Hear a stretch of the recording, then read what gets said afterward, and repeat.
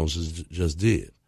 The Detroit Lions, the San Francisco 49ers, and the Seattle Seahawks, all their owners basically came to the players like, what do you want us to do? Do you want us to donate money? What are the causes? What are the organizations that we need to do this with and partner with? And in particular, Seattle, they've created a foundation. John York, who's the owner of the San Francisco 49ers, the York family, they donated $1 million to different charities. And this is the thing, I'm not trying to criticize the vice president on this, but he knew that those players were going to take a knee in Indianapolis. I just wouldn't have went. If you felt that they were, that you weren't going to be there if they took a knee, well, knowing that it was the San Francisco 49ers who've been taking a knee for the whole last year and a half, just save the taxpayers a couple dollars and not go. And it would have still had the same effect to say, hey, I was going to be at the Colts game today, but I decided not to go because I didn't want to cause a distraction.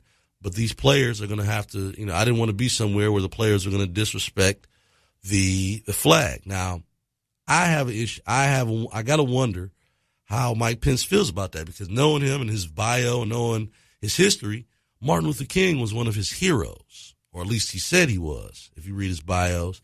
And I've had a few personal conversations with the vice president before he became vice president, when he was a congressman and a governor of Indiana. And he always talked about the civil rights struggle and how he was this, blue-eyed soul. That was him. He was the guy that he recognized the greatness and the sacrifice of Martin Luther King. And so it's ironic, just all it is that, that he would have an issue with this to that extreme. But the president came out and said, hey, I told him to do that, which, again, leads to the whole thing. Okay, was that kind of like a setup? If you want to hear the voices of Detroit, look no further than 910 AM Superstation.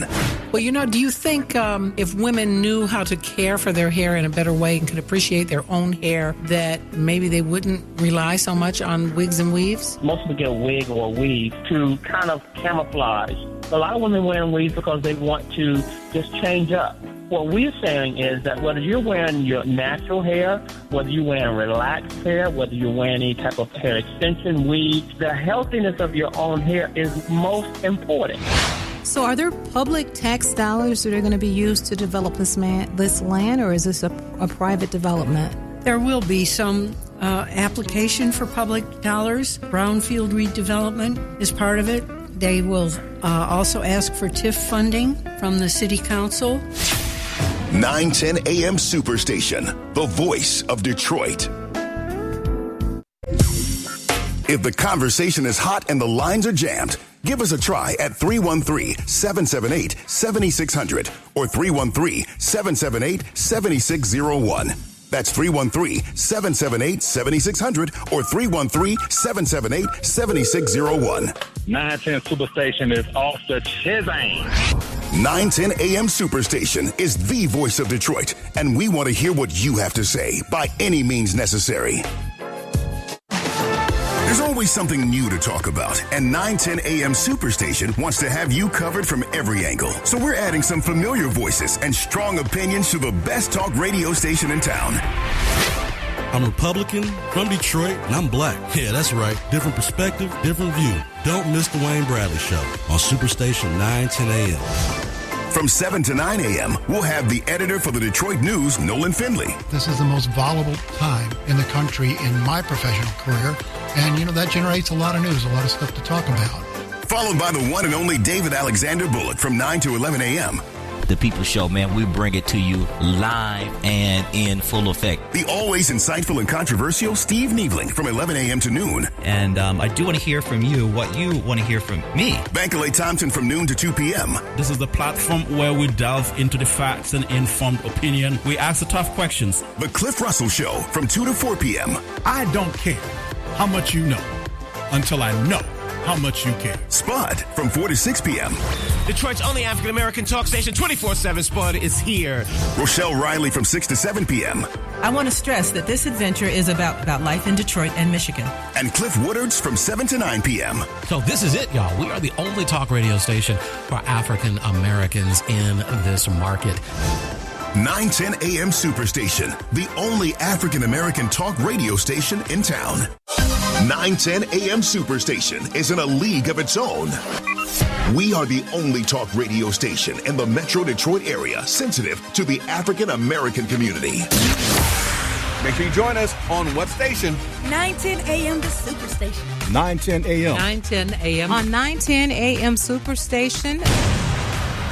910 AM Superstation, Metro Detroit's only African American based talk radio station. He's a fireman. Like it? And when his pants came down, oh, Mom, you could play horseshoes on that thing. On the next Mom, Christy's smoking hot boyfriend. The French call it the orgasm. La petit mot means the little death. And you're a serial killer. Is a smoking hot mess. He drinks an awful lot. What's the point of building a better life if you can't let a man treat you like a whore every once in a while? Next Mom. Tonight at 7 p.m. on WADL Detroit. It's the Wayne Bradley Show. Conservative Political Radio. Giving you what you need to know. Listen up. It's the Wayne Bradley Show. It's the Wayne Bradley Show. Conservative Political Radio. Giving you what you need to know. Listen up. It's the Wayne Bradley Show. That's what it is. And good morning, Detroit. Welcome to the Wayne Bradley Show. Got a lot of things going on today. We're going to talk about, I thought we were done, but we're going to talk now about the mandates that I call him Fidel Goodell, the NFL commissioner who has laid down the law. And you know what, folks? I don't know who's going to be, you got to give credit to where credit is due. Donald Trump has won this round. He won this round to NFL. I'll read out the statement or the memo that was addressed to all 32 teams in the league. And this is what it says. Like many of our fans, we believe that everyone should stand for the national anthem. It is an important moment in our game. We want to honor our flag, our country, and our fans expect that of us. We also care deeply about our players and respect their opinions and concerns about critical social issues. The controversy of the anthem is a barrier to having an honest conversation and making real progress on the underlying issues. We need to move past this controversy, and we want to do that together with our players. The commissioner said the NFL was working to develop a plan that will review at next week's league meetings. So the NFL, who usually doesn't change anything, is actually thinking about changing the rule at next week's meetings in the middle of the season. And folks, this is the part that I 100% agree with. And what I said before is that it's become a barrier. And the barrier is you're talking about the flag. You're disrespecting the country, and it's become a barrier to having an honest conversation. And I think that honest conversation needs to be held directly at the White House. If I was the NFL players, instead of feuding with the president and arguing with him on that point, I would say, okay, we are honoring the flag as so many people had an issue with. Let's have this discussion right here at the White House. Let's talk about what we are concerned about. Doesn't have to be all the cameras there or nothing like that. So it's not, because I'm sure that will be some tense moments in there.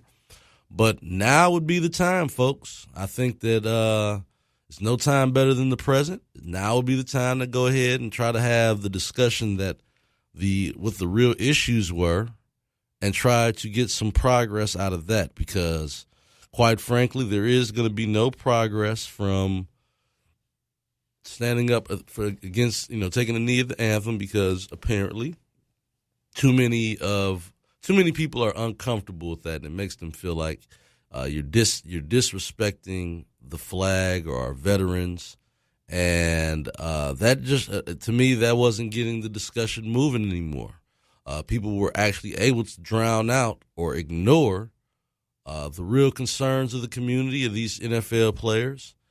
And it just gave a legitimate, whether it was legitimate in the minds of some people or not, but it gave a lot of people the reason and the barrier to not have to even pay attention to the, issue at hand because, hey, they disrespected the flag. They disrespected America. So I hope that this opportunity is not lost on the idea of actually still having some kind of discussion because to me, that is where the change can come.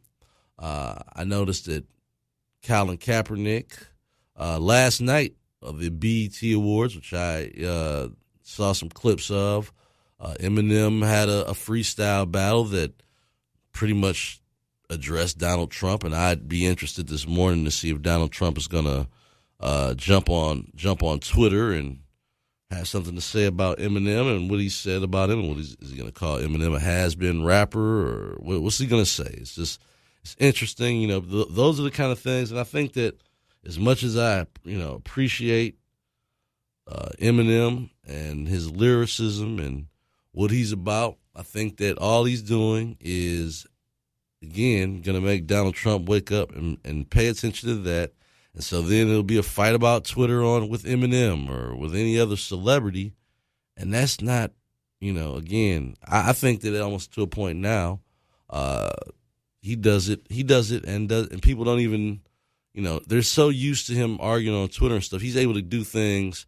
And while we're fighting and arguing over Twitter, he's, more things are being accomplished or legislative agendas are being reached.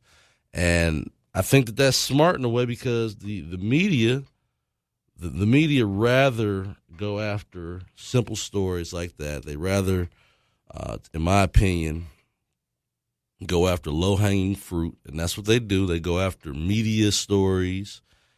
Meanwhile, no one has talked about the fact that even like last night that the travel ban. It was a victory for the Trump administration. The court dismisses the travel ban case. So the travel ban is on, and no one's talking about that. The travel ban that President Trump put in place on some of these majority Muslim countries, and a lot of people don't understand those countries weren't cooperating with America in terms of sharing information. And so I think that those are the things that people are looking at and not paying attention to the real issues. Trump is winning all the way around. He's like, if you want to argue football and all these things while there's all kind of important issues going on, you go right ahead. So, I see we got a caller here. Just be patient. We'll be getting to you shortly here. Be patient. Don't hang up there. We're at a time, again, where I think Donald Trump has effectively learned how to distract some of the media. And as a Republican, I think that there is definitely some value to that as well because he's getting things done that he wants to do, the agenda, and the media rather argue about Twitter. And I think that he's figured that out. Yesterday, he had a meeting with his Secretary of State Tillerson to kind of go over his upcoming trip to Asia, but also to smooth out some of the things that's happened over the last week. And I think that those are going to be some of the challenges, again, that President Trump, he moves a little differently. And I think that the media enjoys it to a certain degree, but it does not, they're not doing on behalf of the American people. And I blame a lot of the issues we've had right now is the media attacking, producing fake news. And at some point this show will get to talk a little bit about the Harvey Weinstein incident where, this guy's pretty much had a history of doing this. And because he was a powerful man, nothing ever came of it. I mean, you've got Gwyneth Paltrow and all these famous stars, Angelina Jolie, that said that this guy was pretty much a scumbag forever. This dates back to the 90s and even stories even further back than that. And, the thing what I questioned and I didn't realize is that President Obama has sent his daughter to work there as an intern last year. And, he's a powerful man who's made a lot of donations and things of that nature. But I wouldn't want my daughter there. Not after seeing, knowing the history of what this man is capable of. He's a better man than me, or a braver man than me, I'll say. I won't say better man than me, but a braver man than me, because I wouldn't send my 18-year-old daughter to go work for a guy that is pretty much just a scumbag.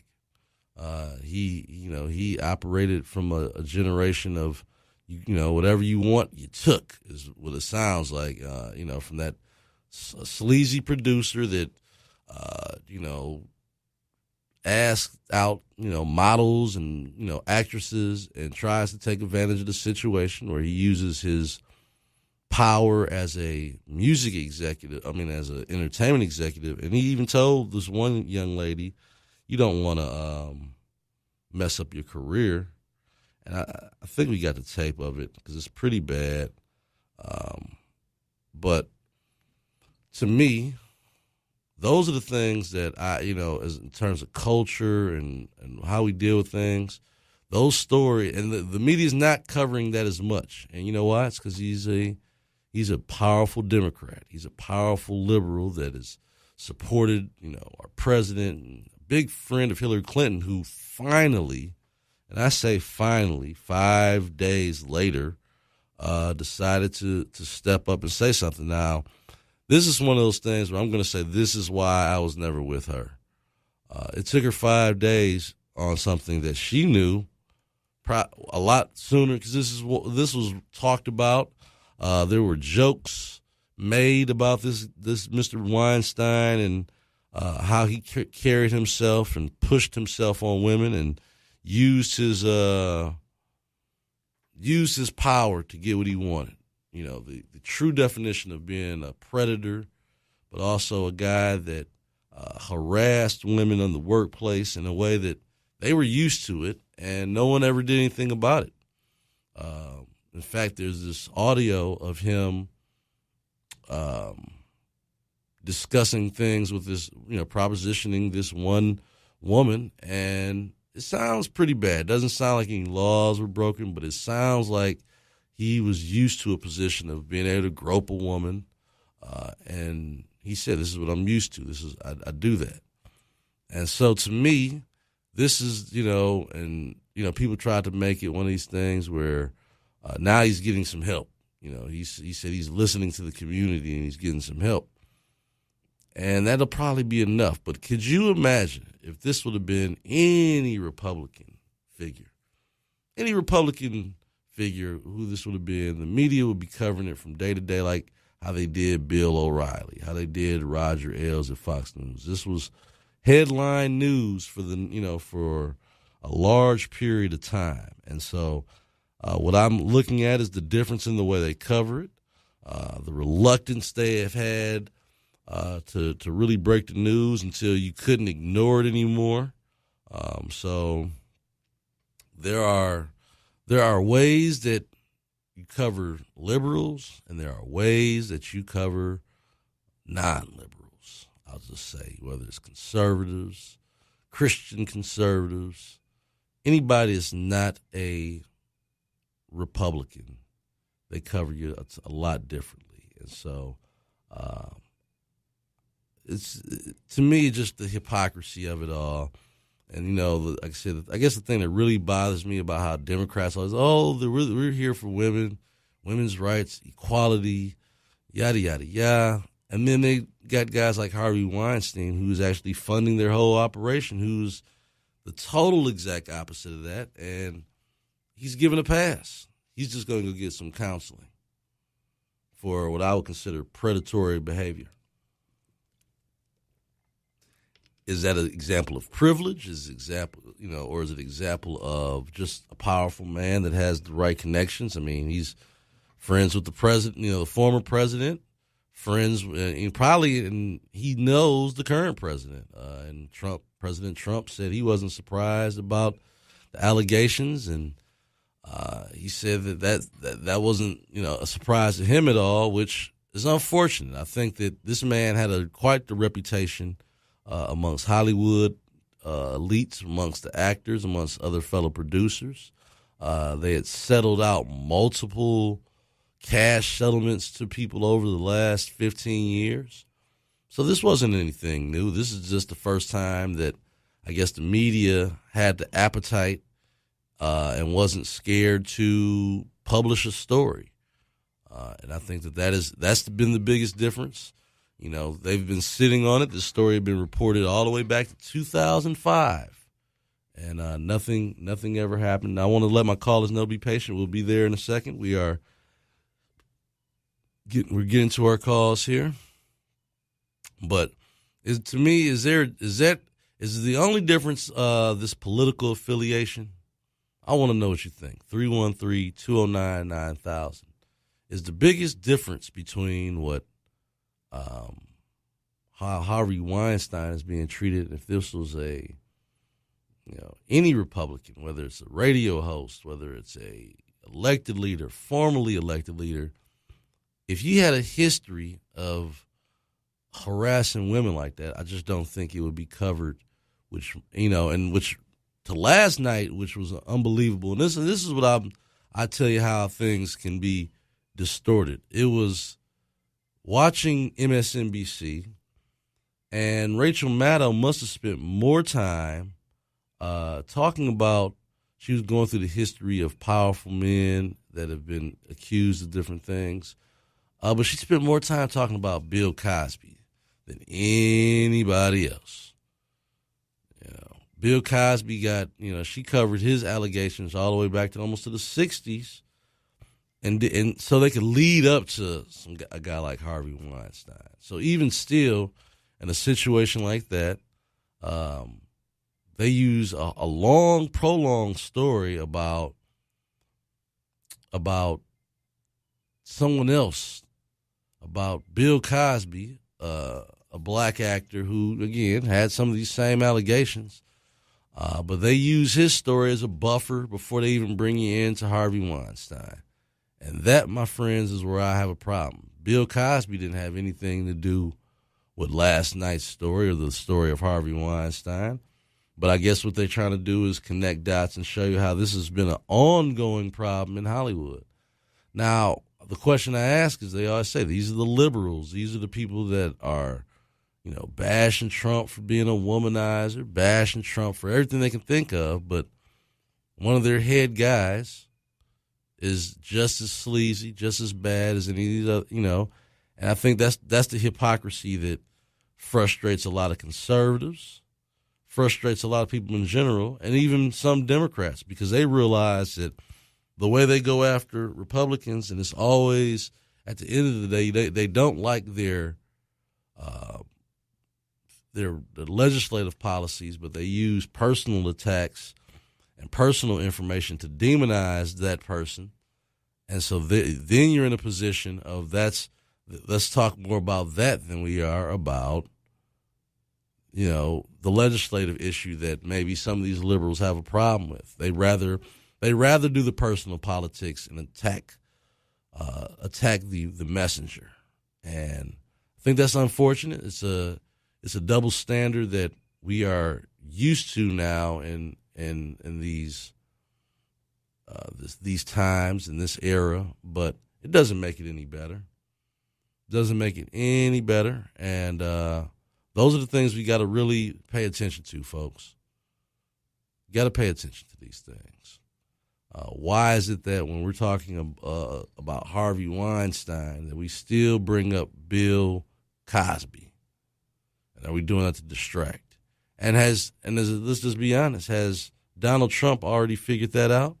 Has he figured out that, hey, I can just throw anything out there, and the media, because they are so concerned with attacking Donald Trump, not reporting stories, but attacking him, that he knows that he has a great way to distract the media. The media is looking for what I would consider any reason to report negative stories on Donald Trump.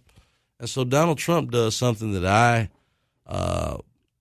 think that he's become quite adept at. He'll tweet something out, make that the real story, or go and give a speech and make that the story, and people aren't talking anymore about North Korea, which I think if I were a part of the national media scene, the thing I would be talking about the most right now is North Korea. Are we on a path to a world war with them? Because make no mistake about it, North Korea has put us in a position where we have to think about all that. I know a lot of people don't want to think about that. I know I'm not a big war guy, but let's just be honest. North Korea has put America in the position where they're going to have to really think about what military options that are immediately available and what are they going to do moving forward. To me, those are bigger issues than, and again, the travel ban passed through this week, just last night. And I don't see, and because the media is not going to want to report that story. They don't want to give Trump his victories, whether they're legislative, whether they're in the courtroom, whether they're through executive orders. They don't want to give Trump his victories. And so, like, as we talk right now, the U.S. flies bombers over the Korean Peninsula. And Trump is being briefed on the range of options to counter North Korea. Those are the things, if I were the national media, that would be exactly what I'm focused on. And so I think we waste a lot of time. Thank you. We waste a lot of time going after what I call low-hanging fruit. And our caller, and I think my call is finally, I apologize for the way we had here. We're going to get to our caller. We got who? Dr. Mack. Welcome to the line. You got here early this morning. How you doing, sir? Oh, all right, Wayne. Well, first of all, once again, back to the re-education of Wayne Bradley, Chapter 3 now. Now, in terms of you, okay, once again, Wayne, and I always continue to tell you, facts are not your friends. Now, a powerful man uses influence to get what he wants with women, intimidates them because he's powerful, all right? Right. And then goes through a series of fake denials and then until tapes show up that he actually said these terrible things and did these terrible things. Right. Who does that remind me of? Had to be somebody recent in politics. I'm sure we'll get to that eventually. Now, in terms of this perpetual mantra that you feed out of some kind of fake news, right? The fake news is only when it contributes to conservative causes. You notice Fox News and Donald Trump talks about fake news only when it's not beneficial to him, all right? If those tapes had not existed of him on that bus, all right, making those comments about women, that would have been fake news. So now, the real issue is when you say, well, there's been a deafening silence. I got to tell you the truth, man. Until this happened, I didn't even know who this guy was, okay? He's no political figure. He's nobody that is in the public eye all the time. But he's one of the biggest donors in the DNC, so maybe you didn't know him, but a lot of people did know him. Well, okay, but Wayne. I mean, President Obama's daughter interned for him. They've got Wayne. Like I said, Wayne, calm down. A lot of people don't know who these big donors are. I mean, I don't know who the major donors are to the Republican Party. I don't. I know the big hotel mogul out in Las Vegas. I can't remember what his name is. Sheldon, okay. But really, to be candid with you, in terms of this guy, nobody is trying to cover anything up. Hillary Clinton said she was appalled. Now, it's so interesting to me. It took her 5 days to do that. Yeah, but Wayne, and let's be clear, his history was well documented. Okay, so well, this is nothing new. Hold it, Wayne. Mr. Republican, Mr. Civil Rights, Mr. Right of the individual. In terms of his history being well documented, I don't know if anybody ever came forth to prosecute him or to make charges against him. I don't know. Well, listen, right now, as we speak, maybe I'll play it when we get back from the break. I got to listen to it to make sure it's actually clean enough to do this. But the New Yorker magazine, the NYPD had did a sting on him, and they had to. I tell you what, I tell you what, Dr. Mack, I'm going to go to the break. And when I come back, I'm going to keep you on hold. We're going to come back after the break, I'm going to see if I can play a small clip of that, and then we'll discuss this some more because, again, I think this is a bigger issue of hypocrisy on my end. I think that if this was a Republican candidate or a Republican donor who we never heard of before, this story would be getting a lot more burn. So we'll be back on the Wayne Bradley Show on 9:10 a.m. your Superstation. It's the Wayne Bradley Show, conservative political radio, giving you what you need to know. Listen up, it's the Wayne Bradley Show. It's the Wayne Bradley Show, conservative political radio, giving you what you need to know. He's a fireman. Like it? And when his pants came down, oh, Mom, you could play horseshoes on that thing. On the next Mom, Christy's smoking hot boyfriend. The French call the orgasm la petite mort, means the little death. And you're a serial killer. Is a smoking hot mess. He drinks an awful lot. What's the point of building a better life if you can't let a man treat you like a whore every once in a while? Next Mom. Tonight at 7 p.m. on WADL Detroit. 9:10 a.m. Superstation, the best, the brightest, and the bravest voices of Detroit. Don't believe me? Just listen. Like every time I even consider dating someone, that god-awful, I can't trust anybody, feeling is there. How do you ever overcome trust? You can absolutely overcome trust when you really deal with the issues that caused you to be there. That's why I say to you all the time, I am so proud of you and all the things that you're doing, but you need to sit and be counseled. Period. Because there's some things that you need to heal from. There's some things that you need to really dive into. There's some places that need some addressing. And you're not going to do them on your own. 9:10 a.m. Superstation, giving you exactly what you need. Hello, Detroit. This is Janice Winfrey, your city clerk. Also, I'm excited that we're rolling out our brand new voting machines with you in mind. Get out to vote Tuesday, November 7th. They're trying to fool you again. Michigan lawmakers are trying to pass House Bill 5013 capping lifetime care for auto accident victims at a measly $25,000. This bill will increase insurance companies' profits and shift over $150 million in costs to taxpayers. People with catastrophic injuries require care for the rest of their lives. House Bill 5013 will force these victims into Medicaid-run institutions, costing taxpayers millions. Insurance company profits shouldn't skyrocket at your expense. Don't be fooled by false promises. Protect Michigan's auto no-fault. Look no further than 9:10 a.m. Superstation. And then I built WADL in 120 days. I built the Word in 45 days. And I built the radio on a weekend. 9:10 a.m. Superstation, the voice of Detroit. We're the hottest station in town. Whatever you need, it's right here on 9:10 a.m. Superstation. The most powerful voices in the urban community. 9:10 a.m. Superstation gives you the flip side, the real side. This is our side. 3, 2, 1. You're listening to 9:10 a.m. Superstation, Detroit's only urban talk radio station. You're listening to 9:10 a.m. Superstation, Detroit's only urban talk radio station. 9:10 a.m. Superstation. We're bigger and better than ever and growing daily.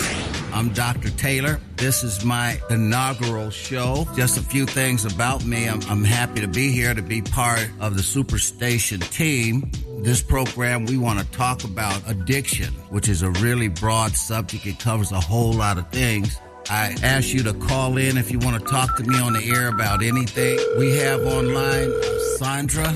You have been my mentor for years.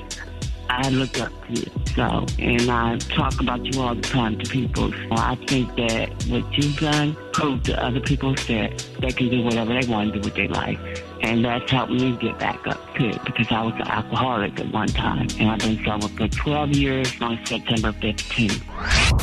9:10 a.m. is the gold standard for talk radio.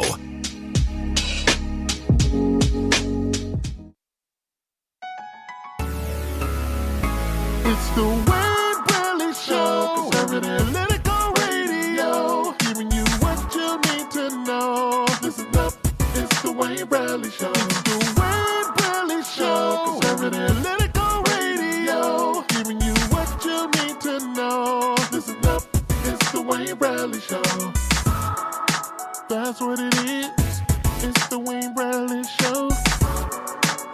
And welcome back to the Wayne Bradley Show here on 910 AM, your superstation. Good morning, Detroit. We were just talking about Harvey Weinstein, and I had one of what I consider my resident folks that brings the truth. And even though sometimes we don't agree on all the issues, I do appreciate his opinion. Dr. Mack, welcome back to the show. All right, sir. Thank you. All right. So we were kind of going back a little bit of back and forth on this Harvey Weinstein issue, which is just one of the many issues of the last 24 hours we can discuss here. Do you think that let's just be, I got to ask you this because you like to be honest with me. Do you think that if this was a Republican official of any sort, do you think that this would be covered a little bit differently? No, I don't, and I'll tell you why. Mm-hmm. Look, when you look at Bill Clinton, all right, and when that issue broke with Monica Lewinsky, Paula Jones, when you look at that situation, when you look at Anthony Weiner, all right, and that issue broke with him, all right. When you look at Bill Cosby, now he's African American. I don't know if he's a Democrat or not, right. But when that issue broke with him, once people found out what these allegations were, I thought there was tremendous coverage. I mean, Monica Lewinsky almost cost Bill Clinton the presidency because that was covered, and well covered. So I think that what you make the mistake of, you are falling into the mantra of trying to pretend that Republicans are always some perpetual victim. That is not true. The reality of it is that regardless of what party this guy is, let's say he was considering himself an independent. He's still a scumbag. If this man did this, all right, and once again, there's a criminal conviction, which can establish that. There's a civil suit that can establish that, or there's public opinion that can establish that. If he did this to these women, and let's assume that he did, right. All right, then the gentleman has no place working. He has no place being in a situation where he can victimize your daughter, my daughter, President Obama's daughter. Right. And if this man is sick, then he needs to be treated. Now, I understand the guy's flown somewhere to Europe to try to get some kind of treatment. Must be nice. Yeah, well, you know what? Tiger Woods got treatment too, though. I don't take his treatment any more serious than Harvey Weinstein's or Eric Benet, for that matter. Yeah, well, and so the reality of it is, for the havoc, and I'm assuming this man is guilty now. Assuming he is, for the havoc this man has caused, there's got to be retribution, man. There's got to be retribution. But this is not an issue, and you discredit your position as a conservative when you cry foul all the time in something like this. I'm not crying foul. What all I'm noticing is that it's almost like even last night when I was watching MSNBC, it seemed that they tried to throw more shade on Bill Cosby than they did on Harvey Weinstein. Like they spent 15 minutes going through the whole history of Bill Cosby. And then they spent 2 minutes talking about Weinstein, and I just think and that's what I was looking at. I was like, it's like why are they going so hard to make it seem like this guy is not maybe all that bad of a guy? But hey, Bill Cosby, on the other hand, he's a bad guy, and and Roger Ailes, they went after. You see what I'm saying? They went after these guys, but they're still trying to give him a pass, in my opinion. But Wayne, that's your jaded view. And I think that's jaded because of your general banter with Democrats or problems as Republican operative with Democrats. What I'm telling you is, hey, Dr. Mack, I want to let you listen to this real quick because we're starting to get a couple more calls here, but I want you just to hear a little bit of what Harvey Weinstein said. Okay, let's go ahead and listen to it. I heard it last night. I'm just letting my viewers who's listening. I'm gonna let them listen to a little bit of his.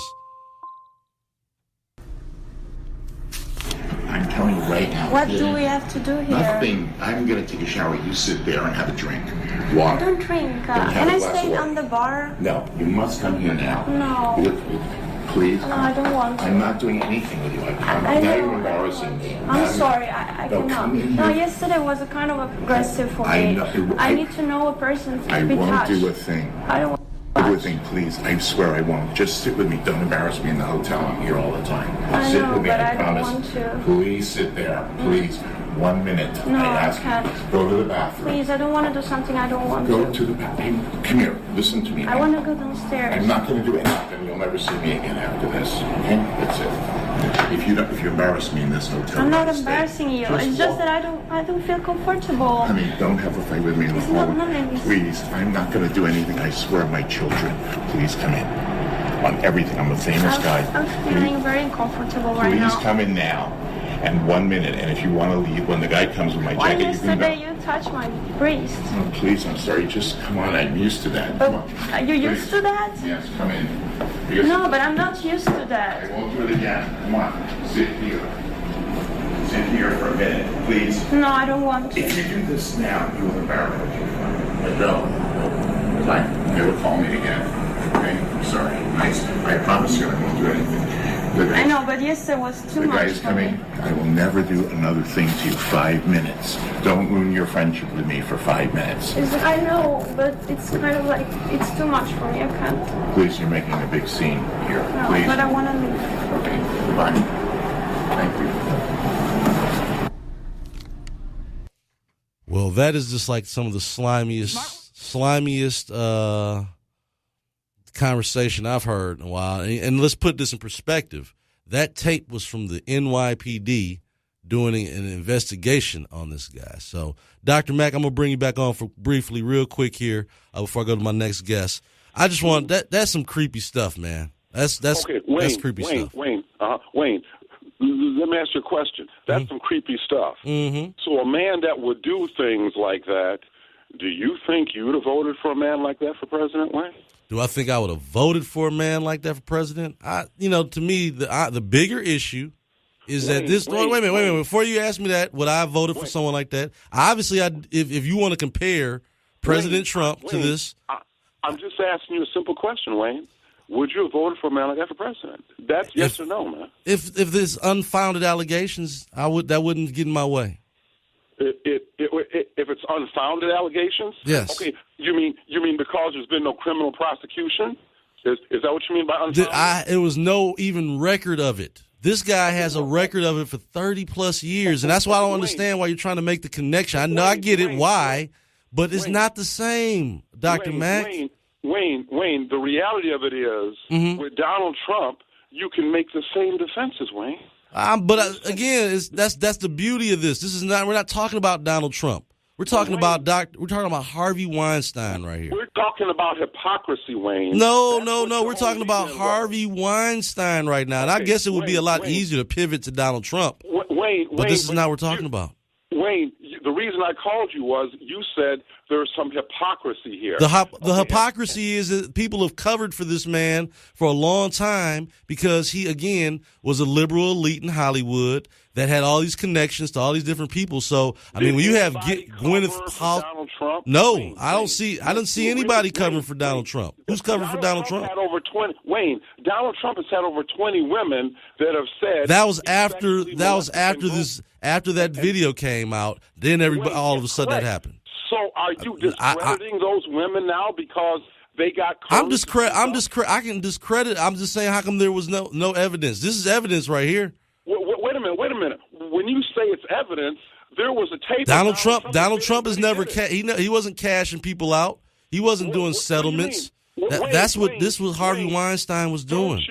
Don't you remember Donald Trump promising that he was going to sue each and every woman? No, you just missed what I just said there. I said there was not cash settlements made to accusers. Harvey Weinstein has been doing that. That's his playbook. Wayne, as did Roger Ailes. Okay, and so I don't understand. We can agree that Roger Ailes is a slime ball. I'm not defending him. Wayne, I don't understand what Donald Trump has to do with this. Quit saying hypocrisy. Donald Trump has got everything to do with it. It doesn't. Again, that's all right. Before we finish up, Dr. Mack, one last thing. Do you feel that Donald Trump? I kind of concede this. I think Donald Trump won the NFL debate because regardless, we stopped talking about Colin Kaepernick and it became an issue of the flag and the anthem. Do you think that now that Roger Goodell, I call him Fidel Goodell, that he sent out the memo yesterday to all 32 teams telling them to essentially, hey, stand up because we're not getting anything accomplished anyway. Do you think he won this I would call short-term debate with the NFL on this issue. Well, in terms of the corporate structure of the NFL, he has, yes. Okay. But in terms of the message that sent, and a lot of people aren't forgetting that strong arm, man. I mean, I've spoken to so many black folks; they're not forgetting that strong arm, Wayne. I agree. I'm not disagreeing with that, and I think that Jerry Jones, who I'm a lifetime Cowboys fan, he might have alienated a lot of some of his greatest players were black guys. I don't know. Right. I don't know how that's going to – I really don't know how that's going to work. And I think that Jerry Jones kind of showed from that last week when he took the knee that he didn't care about the issues. He was protecting his money. Right. And this is my new hashtag, Dr. Mack. I think that I'm trying to get it to go viral for the NFL. Obviously, they don't care about Black Lives Matters. Only thing they care about is all revenues matter. That's the new hashtag for the NFL. All revenues matter for the NFL. And one last thing going away on this: 14 NFL teams paid $5.4 million to honor soldiers. We call that patriotism. That's what that exactly is. Right. So, Wayne. When I talk to young man, I think there's hope, man. I really. Well, I mean, listen. I always tell people it's possible to be a conscious black man and a Republican at the same time. You can do both. You can do both. I mean, and I think that's the part you might get frustrated with my more conservative, the principles and some of the legislative goals that I'm aiming for. But at the same time, you can still say, look, hey, as a black man, I can identify some of these things that need to either be addressed or that's just wrong. And I try my best to do that. So exactly right. We will debate policy all day, Dr. Mack, but certain things, right is right and wrong is wrong. So that's exactly right. So thank you for calling in today, and I appreciate it. And I'm sure we'll talk again sometime this week. Thanks for calling in, sir. All right, Wayne. Take care, man. All right. We're going to go to Tim. Tim is on the line now. Tim, thank you for calling in. Hi. Hey, Tim. Good morning, Wayne. Good morning, sir. How you doing? I'm doing fine, thank you. Your guest there, he's a doctor. What's he a doctor of? I've never asked Dr. Mack that, and maybe the next time we talk or if he calls back in, he can let the folks on the air know what it is. But I've never asked him that. Why do you ask that, Tim? I was just wondering. I didn't know if he specialized in, political science, or is he a doctor of humanities? Is he a doctor of the ocean? I mean, what's he a doctor of? What are you trying to say there, Tim? Come on, what are you really saying? He said there's no double standard, right? When it comes to this kind of stuff, and clearly, anybody that's unbiased, that's sitting on the fence, would say there definitely is a bias. When Donald Trump, when all them women come out, that tape come out, Hillary that day was commenting on it. Oh, yeah. But this Weinstein came out, and what happened with Hillary? She disappeared. She enables people like this. Her husband. Well, that's what I was saying. Maybe she's a little more patient and more willing to wait it out because she's already used to that with the kind of husband she had. I don't know if she might be a little more patient and understanding of slime balls. That's all I can think is that. It didn't bother as much about it because look who she's married to in that situation. So Tim, do you think that? Are you glad now that this NFL situation is kind of being put to bed? No. I want this NFL going through the midterms and the next election because he wins this argument, and we will, they're 25 Senate seats up on the Democratic side. So you think this is a winning issue for the Trump voters in general? Big time. They better not. Maybe put it to bed for now, but it needs to come back up around summer of 2018. But this Tim. So you're suggesting use this issue for political gain. I am shocked that someone would be suggesting that, Tim. I know. So the Weinstein thing, I think there's a great opportunity here, Wayne. Mm-hmm. And I've always said there are three legs to the table when it comes to the liberal progressives. One is the politicians. Mm-hmm. We've taken them out, but we still have that establishment swamp scum in there we need to get rid of. Okay. The other leg is academia, and the third leg is Hollywood. Right. We need to go after Hollywood on this. We need to expose all that diversity they have up in them high positions out in Hollywood. You notice there's not too many women or people of color running that industry out there. No. All of the sexual harassment charges, and people have just, the actresses and actors that have been aware of this and not to say anything. I mean, now, how does it look? Well, that's to me where it appears to be. That was the culture of Hollywood, where they kind of, they were joking about it on 30 Rock or whatever, some TV show like that. Yeah, I seen that. The joke was, I've turned away Harvey Weinstein 3 times on sexual advances out of the 5 that he made. So meaning that you had to go along with it twice. And then there was another award show that said, they had a picture of all these different attractive women and said, now you no longer have to pretend that you're attracted to Harvey Weinstein. Yeah. So this was a well-known joke, running joke, a well-known fact in Hollywood at the time, and I find it interesting that they've done everything they can to not talk about it. When it took yesterday Angelina Jolie and Gwyneth Paltrow to speak up, that now all of a sudden when you started messing with their darlings in the media, this became a bigger issue. Obama's daughter worked for the guy. I'm still trying to figure out how that happened. And he hasn't even come out and said anything. I still haven't figured out how that happened. So, hey, listen, Tim, I want to thank you for calling in. I'm still kind of fun. I'm laughing that you want to use the NFL for So shame on you, Tim. Shame on you. We're going to get down into the gutter. If you're going to play ball with a bunch of cheaters, you better learn their game real quick. So you say play the liberal game. Okay, I got you. Absolutely. We need to play their game and play it better. Hey, we got a bully in office that's bullying the bullies. And that's what we elected. Yes, we did. Bullying Mr. Trump. All right. Thank you. Thank you so much, Tim. Yes, I gotta agree that. Now think about this. I want people to think about how Donald Trump has used his position as president to use his pulpit effectively to make change in corporate organizations that President Obama never did. If you remember correctly, President Obama was kind of somewhat challenging the Redskins on their name and how he thought that it was inappropriate. I bet you if that had been Donald Trump, something would have been changed about that. See, what people are learning now is that Trump is using his position to get the things done that he wants. He's going to do it legislatively.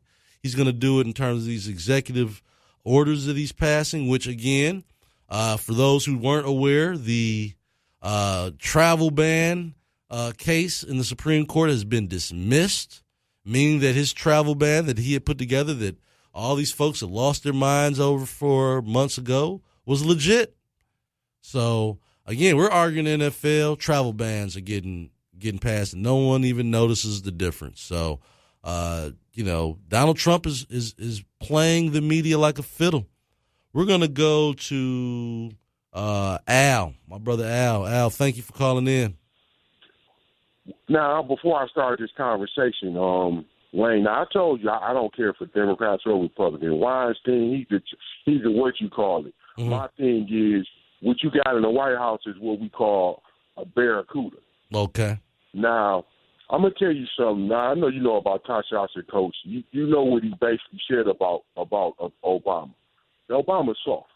And I've been telling people that for years. Obama's soft. Oh, yeah. Now, no question. I heard Tim say, we got a bully in there. Is the bully good for minorities? Is the bully good for women? Is bully good for transgenders? That's the question That's the question I want to ask. Is this kind of person good for all Americans, or is he only good for certain Americans? I would say if I had to make that an observation, I think he's good for Americans. Now it just happens to be it might be an issue you don't agree with him that it turns out it might not be good for. But listen, man, Wayne, you know how I come, man. You know how I come. I'm a guy, and this guy. See, the thing about Tim that pisses me off It's the first comment that he made. He said, "Where's he, a doctor of the ocean?" Tim, what are you? I forgot, Tim. Yeah, you did say you was a truck driver. So we'll make that first. We'll make that first observation clear. You said you were a truck driver. And the reason why I'm coming at, see, I'm going to tell you something about white people. They're always condescending. You know that, and I know that, Wayne. That's why black people don't really fool with white people. Now, I know you remember that commercial that 910 had running. He said a lot of black people don't like white people. You know why black people don't like white people? And I stated it yesterday, Wayne. They play too many games. They play too many games.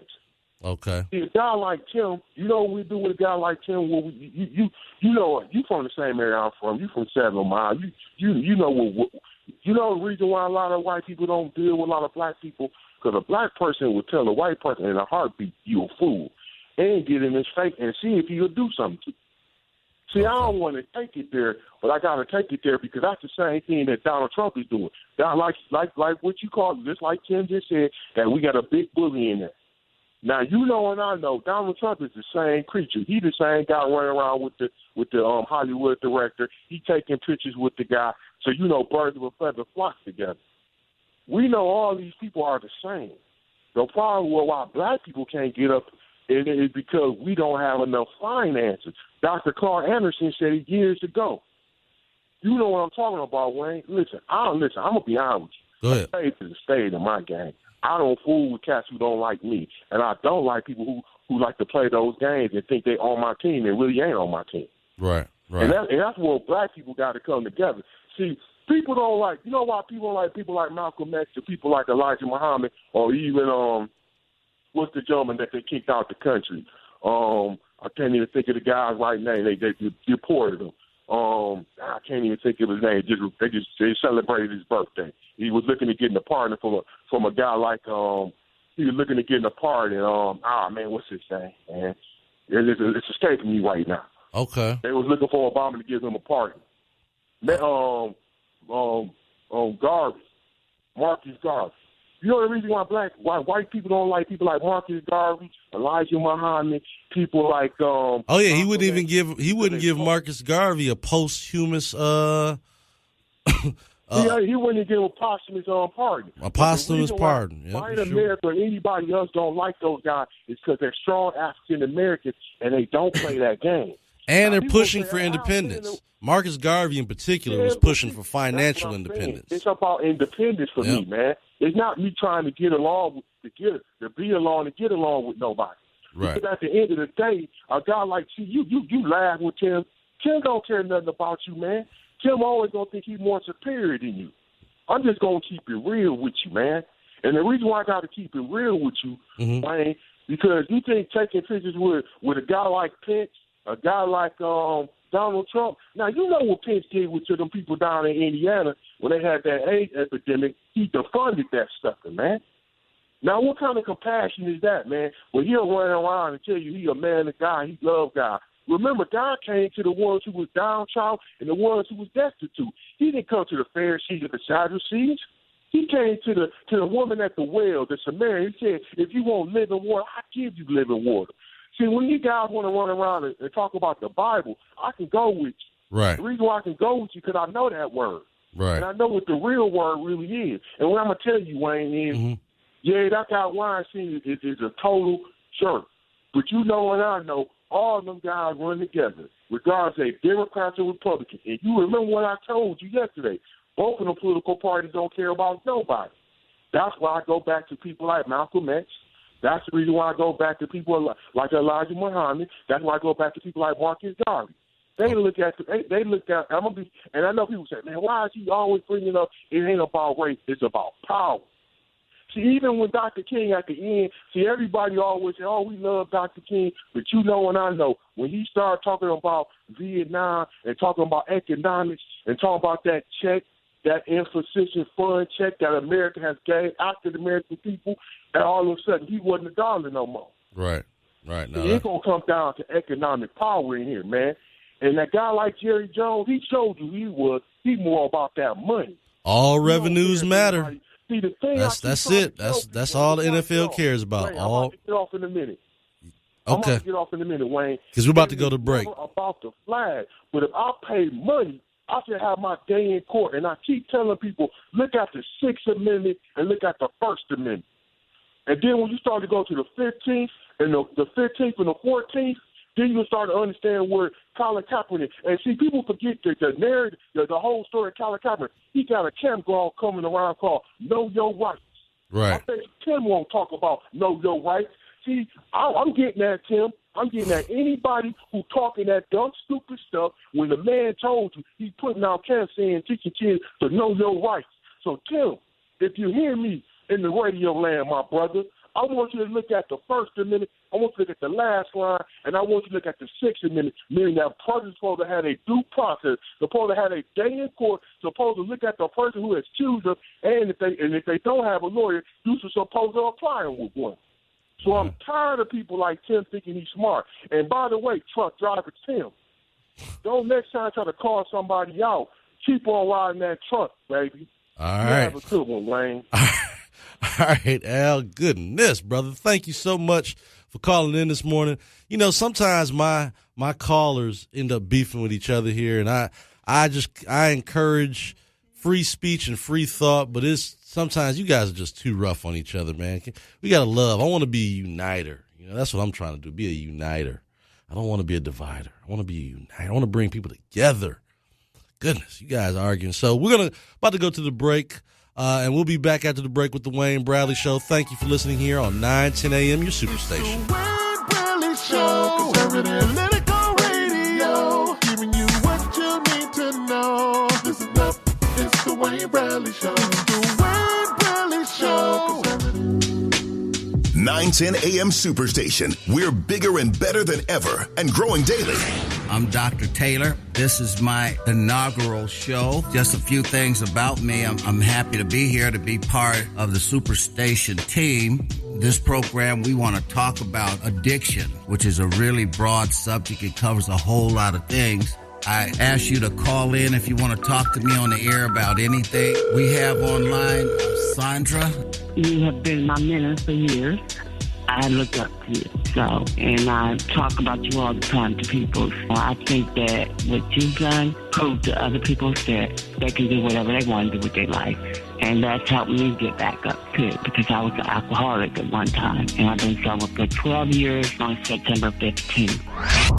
910 AM is the gold standard for talk radio. There's always something new to talk about, and 910 AM Superstation wants to have you covered from every angle. So we're adding some familiar voices and strong opinions to the best talk radio station in town. I'm Republican, from Detroit, and I'm black. Yeah, that's right. Different perspective, different view. Don't miss the Wayne Bradley Show on Superstation 910 AM. From 7 to 9 a.m., we'll have the editor for the Detroit News, Nolan Finley. This is the most volatile time in the country in my professional career. And, that generates a lot of news, a lot of stuff to talk about. Followed by the one and only David Alexander Bullock from 9 to 11 a.m. The People Show, man, we bring it to you live and in full effect. The always insightful and controversial Steve Niebling from 11 a.m. to noon. And I do want to hear from you what you want to hear from me. Bankalay Thompson from noon to 2 p.m. This is the platform where we delve into the facts and informed opinion. We ask the tough questions. The Cliff Russell Show from 2 to 4 p.m. I don't care how much you know until I know how much you care. Spud from 4 to 6 p.m. Detroit's only African-American talk station, 24/7 Spud is here. Rochelle Riley from 6 to 7 p.m. I want to stress that this adventure is about life in Detroit and Michigan. And Cliff Woodards from 7 to 9 p.m. So this is it, y'all. We are the only talk radio station for African-Americans in this market. 910 AM Superstation, the only African-American talk radio station in town. Be sure to catch Doing the D with Alexander Zonchek right here on 910 AM Superstation. And you know what that means? Lots of cool stuff. Hey, if you love gospel and jazz and Motown cruises and holiday festival concerts in Monroe, we've got it all right here for you. I want to say thank you for all you do, all you give us. We, your fans, we just love you. And you know, I appreciate that, Phyllis. Thank you so much. It's uncomfortable to get compliments to do something that you love doing so much, but I appreciate it. The Voice of Detroit, Sundays from 5 to 7 p.m. There's always something new to talk about, and 910 AM Superstation wants to have you covered from every angle. So we're adding some familiar voices and strong opinions to the best talk radio station in town. Hi, I'm Rochelle Riley, and I'm so glad to be joining the family at 910 AM Superstation. We're going to be talking about it all Monday through Friday, 6 to 7 p.m. Don't miss it. 910 AM Superstation, the voice of Detroit. 910 AM Superstation is in a league of its own. We are the only talk radio station in the Metro Detroit area sensitive to the African American community. Make sure you join us on what station? 910 AM the Superstation. 910 AM. 910 AM. On 910 AM Superstation. 910 AM Superstation, Metro Detroit's only African American based talk radio station.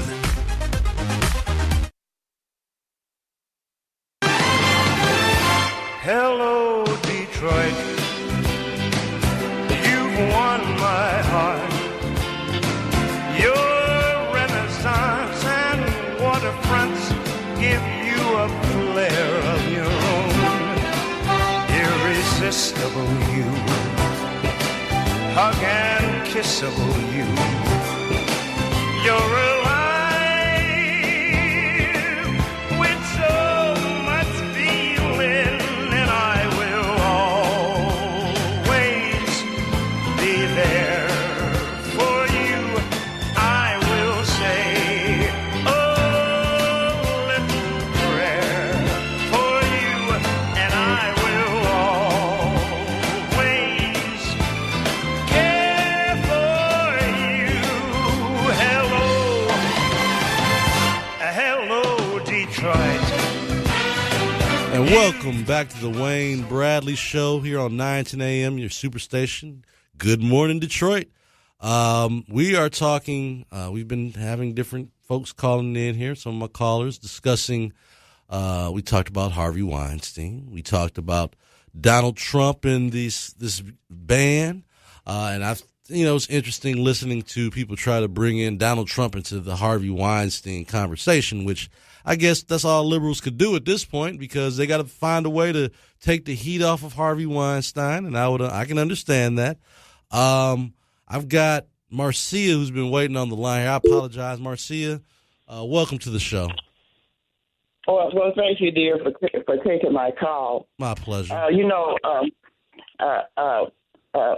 When Thomas Jefferson said, when the speech condemns a free press, you are hearing the words of a tyrant. Mm-hmm. So my point is, you made a point about the Cowboys coach. He also was the Cowboys owner. You mean the owner? Right, Jerry Jones. We can't call him the coach. Jones. He's the owner. He's the owner. Well, yeah, right, exactly. Well, he also was accused of womanizing. I think he was playing on his wife. You remember that? I guess there was some allegations or something against Jerry. Yeah, they all of them. Mm-hmm. Well, anyway, I put online that the NFL is 75% black males, right? And that hopefully that the Cowboys will take the knee. You have a constitutional right. Ain't happening, Marcia. Ain't happening. Well, I think they really should all, just because he come out as they gonna make a mandate for these young men. This has just fallen into something where if they had just ignored it, because you got a 5-time draft judge in the White House. Pence did he didn't serve. Have you served in the military? No, ma'am.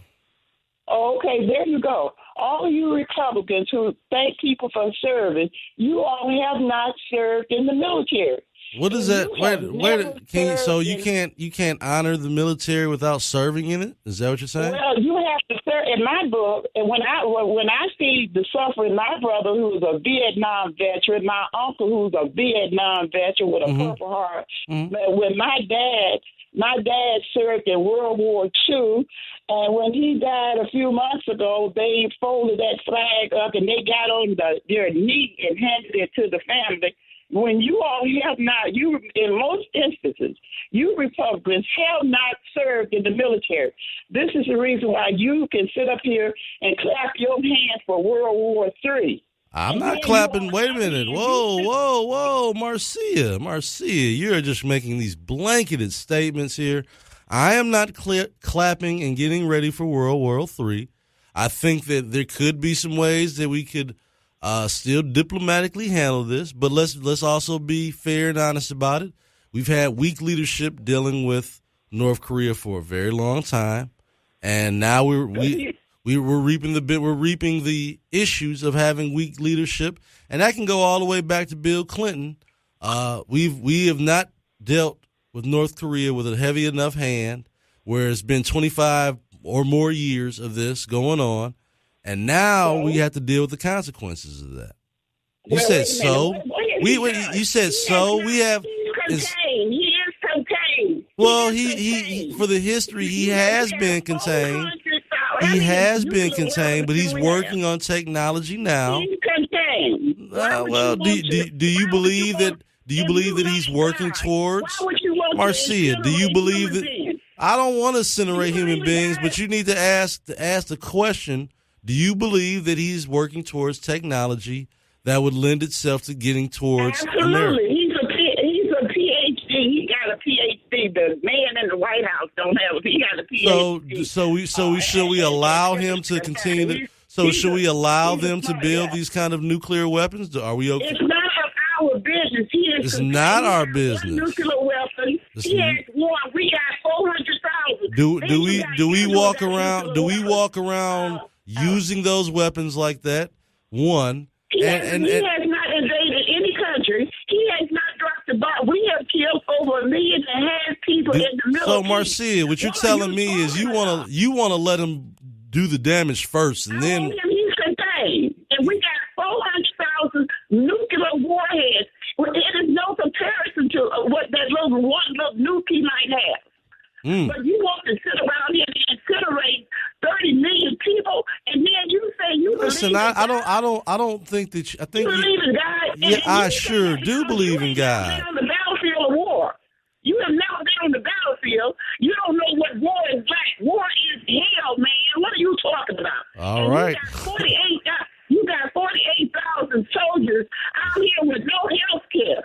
This is just a bunch of rattling because you all are taking out $495 billion out of Medicare. You're taking billions of dollars out of Medicaid. You are taking billions of dollars out of social programs and putting soldiers out here who are out here in the streets who have nowhere to live. All right, Marcia, I want you to tell me before we get off this call, who would have been a better solution for you as president in this scenario? Who do you think would have been a better scenario? Who did you support in 2000? Bernie Sanders. That's why we gonna put a sane man in the White House in 2020. I just wanted you to tell my listeners that, because I know that they're probably like, well, she's pretty upset. So Bernie Sanders is the guy. We're gonna go for one more time with Bernie in 2020, huh?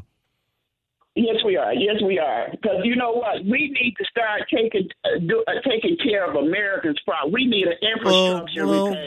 We need by 2020. I think Donald Trump is going to have that infrastructure bill done. You believe? Watch that. That's going to get done, and that's where a lot of Bernie supporters came in and supported Donald Trump anyway. So, thank you. Bernie is pretty good, but he likes guns and he likes war too. You know, he contributes a lot to the military-industrial complex. But he does realize that Americans have got to be taken care of. That's right. He wants to. They wanted to get this. They both wanted to get out of the bad deals that we've done with these other countries and the trade agreements. So, one way or another, Marcia, I know it sounds crazy to say this, but thank you, Bernie Sanders and his supporters, for helping Donald Trump get elected. We're going to the next call. All right. I had to say that. Tim, come on back on the line real quick. Address the person that addressed you on the call, and because I got a couple more calls here, but come on real quick and address that. Go ahead, Tim. Real quick. Ivanka came to Detroit last week with $300 million for the DPS school system. I've never seen Obama or Bernie Sanders or Hillary do anything like that. Well, but regarding Al, I live in Al's mind rent-free. He always responds to what I say. Al believes, actually, he's learning a little bit when he talked about the left and the right. He doesn't trust them. Mm-hmm. I haven't heard him say that before until yesterday. But no, he's been pretty consistent with that. He doesn't have any faith in either political party, and he's been pretty consistent about that. And I've sat with him a few times, whether on the radio and in person. He is very consistent about his disbelief in both political parties. He responds to me all the time. I've been listening to him for a year and a half. Yeah, you guys seem to have a good little love-hate relationship going on the radio. Well, anyways, regarding he brings up that 13th, 14th, 15th Amendment. I have a question for Al. Maybe he can answer it tomorrow when he calls up. Al, answer the question, who voted for that 13th, 14th, and 15th Amendment? Was it the Republicans or was it the Democrats? Now, Al will come back and tell you, that's when the Republicans and Democrats switched parties. Mm-hmm. Well, I'll tell you, William Fillmore, who mentored Bill Clinton, I guarantee he wasn't a Republican. Al Gore Sr. was not a Republican. And Robert Byrd, the head of the KKK, he was not Republican either. So Al still has a lot of reading to do when it comes to that revival of history, that the Democrats switched with the Republicans. It's absolute nonsense. Interesting. Well, thank you, Tim, for coming back. I enjoy hearing the banter between you gentlemen. All right, we got Larry calling in. Larry, where are you calling from, Larry? I'm calling from Detroit. You Republicans are pathetic. I am a United States Marine Corps honorable vet. Yes, sir. That has served this country. Had I not been discharged from the Marine Corps, I would refuse to serve under Donald Trump. Donald Trump is an absolute disgrace. I would refuse to serve if Donald Trump was my president. But didn't you take an oath for the country, though? It's not about the individual. It's about the country. I would refuse to serve because he does not represent what I fought for, what I gave my life for. The man, he disrespects women. Mm-hmm. He disrespects the war dead or war veterans, those individuals who have given their life in combat. Mm-hmm. The way that he attacked that man during the election, the way that he attacked that man and his family, after the man has given his son had given his life, for Donald Trump to attack the parents that way, I would refuse to serve. And those individuals who are currently active service, I would tell them, seek conscientious objection. Refuse to serve under this man. This man does not fit the bill to be president of the United States. Have a good day, Republicans.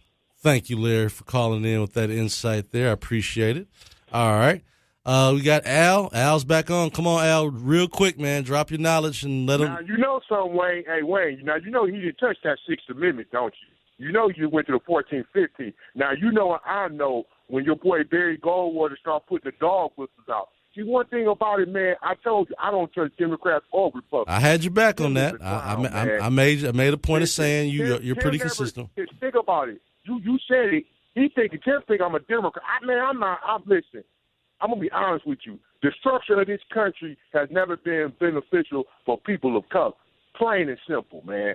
The thing about Tim, man, like I told Tim, we know all them Democrat Republicans is all you know what. And I ain't got to say what it is. Ask him who Strom Thurmond was. Ask him what Strom Thurmond, remember, we talking about the segregationist people. We talking about the people like your boy down there in Alabama. I can't think of his name. Is it not Barry Goldwater? I can't think of his name right now. In Alabama? Segregation today, segregation tomorrow. Oh, Wallace. Yeah, Wallace. Right. See, the thing about Tim is he won't bring up a cat like George Wallace. See, my thing is, you know and I know that it was a shift in the party. The Dixiecrats, when you got the Dixiecrats, when you got the Federalists, when you got the red shirts, when you got the scallywags, when you even got the carpetbaggers. See, the thing about Tim, he think I don't know history. Hey, Tim, me and Tim both, Tim said he went to Catholic school. I went to Catholic school. I never even went to public school. So funny thing about Tim, man, Tim don't even know me like that.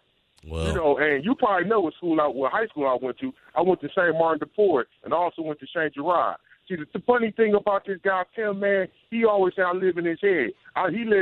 Guess what? I live in his head, too, because you notice how he came back with the I think, I got to be honest, I think you guys both, I think you both live in each other's heads a little bit. I got to be honest. I think you both live. Think about this. Hey, I'm going to tell Tim he can meet me at my house, man. Hey, Tim, you want to meet me at my house, I get my address out. You can come over there and debate me any day. I have no problem with that. All right. One thing is I'm not scared of that guy. Maybe one day we'll do an offline, we'll do a Google debate or something. Do a Google Live debate or something. Let you guys. You notice how he didn't respond back to how I checked him about when he called Dr. Matt. Hey, where you a doctor of? Hey, Tim, keep driving that truck, baby. Oh, man, you guys. All right, man. You just. Woo, Tim and Al, you guys have got to. We got to unite. We got to do something. Get you guys to. It seems that there are some issues of commonality. I know it sounds crazy, but I still hear some issues of commonality between these two gentlemen, and that's where we can show how great America really is. Is you can get two guys that seem to be having some very compelling differences and opinions, but I sense some commonality, in particular because Al has some very conservative, what I would call conservative leanings, and he's educated on the issues. So I know it would be extra hard for my brother Al to be just a liberal Democrat. And so I think that there is some synergy there on his more conservative leaning principles that maybe Tim would appreciate, and that we could find some commonality and things to work together. That's what I do. I'm a solutions kind of guy. I see problems and I try to identify the solution. And that's how I am about even with this politics, and even how some of these issues are coming up now. I think that we need to be focused on solutions. Arguing back and forth about who has the right to do what, and freedom of speech, because we do have freedom of speech, people. I mean, there's no question about it. Most of these NFL guys have the freedom to do what they want to do, take the knee, whatever. But you have to know there's consequences. Jamil Hill, has all the right in the world to say the things she wants to say. But when you start going after sponsors, there's a different set of repercussions. ESPN was totally supportive of her when she made the comments about Donald Trump. They were willing to let that slide. And I think that's because, one, ESPN is owned by Disney, one of the more liberal organizations in the country. And they didn't have a problem with attacking Donald Trump, because that's probably how a lot of those executives feel, and they just wouldn't say it. But going after the money, going after sponsors is a totally different thing. And like I told people, we ought to make this the NFL, the slogan, their hashtag should be all revenues matter. That's their, it's not Black Lives Matter. It's not all lives matter. It's all revenues matter. That is the NFL slogan. And so it's no surprise to me. I'm not mad at them because they only cared about revenue. They didn't care about addressing societal issues and community issues. It's not the job of the NFL to do that, quite frankly. And the NFL players, if you feel as strongly as you seem to feel, some of them, and that group is dwindling down by the day, because again, these gentlemen don't have guaranteed contracts. If Jerry Jones wants to cut them tomorrow for not standing, they can do that. This is not the NBA, and that's why you see such a difference in the way the NBA has dealt with Donald Trump, dealt with police brutality, because they're vested. They can't be cut for having an opinion the way the NFL players do. And there's something to be said about guaranteed contracts and real star power. The reality is NFL players have a certain amount of anonymity. They walk around with helmets on. You would never know who they are if they didn't say, I'm so-and-so, compared to NBA players that are a lot more well-known, a lot more prominent, a lot more visible based on their height, based on the fact they don't wear helmets, and they do TV commercials and everything else, so they're a lot more visible. The endorsements they get are a lot more visible.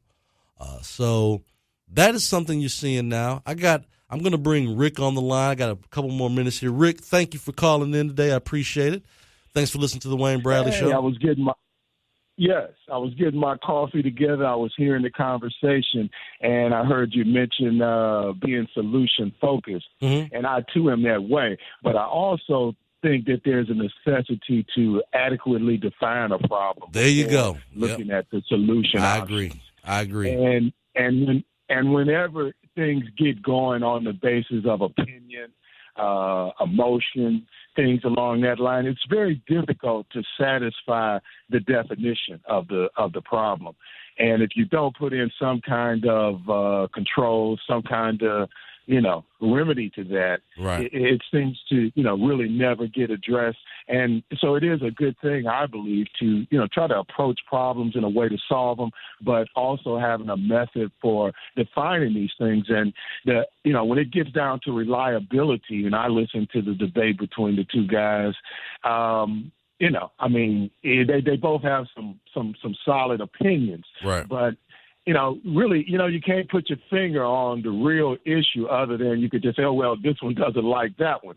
And so it does make it somewhat, disuniting to have issues put in a situation where it appears that there is no end. There's no. Well, that's where I came to the conclusion I came to with the NFL with this whole the knee. I was in total support of Colin Kaepernick. I thought that players should have the ability or the right to do it, but some of the fans, this is before Donald Trump had even gotten involved, they were totally missing the point of the protest by getting frustrated that they were doing it during the anthem and taking it as these players hated America, which wasn't obviously the issue.